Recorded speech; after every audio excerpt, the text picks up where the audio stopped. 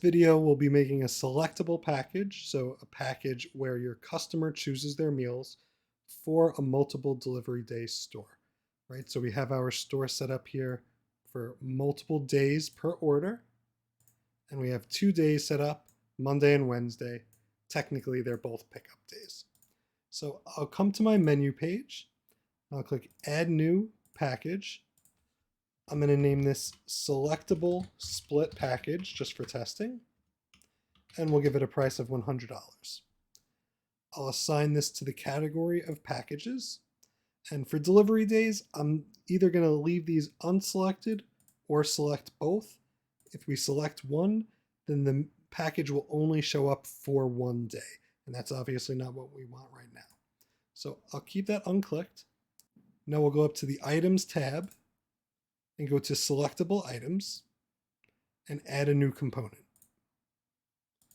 So now I'll type in choose your meals, and I could even specify so the customer knows Monday. And let's make this a minimum of 5 and a maximum of 5. And then for delivery day, I'm going to set that as Monday. So now I'll set the meals for that choice. I'll come through and just make some random selections here. Now I'm going to do the same thing for Wednesday. So add new component, choose your meals, Wednesday, minimum maximum of 5, delivery day, Wednesday, and set my meals.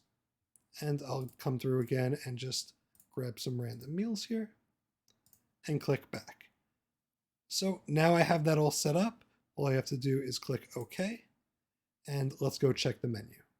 Okay, so we see here the selectable split package. I'll go ahead and click on that. And now we see choose your meals Monday, and I'll choose my 5. Choose your meals Wednesday, and I'll choose my 5.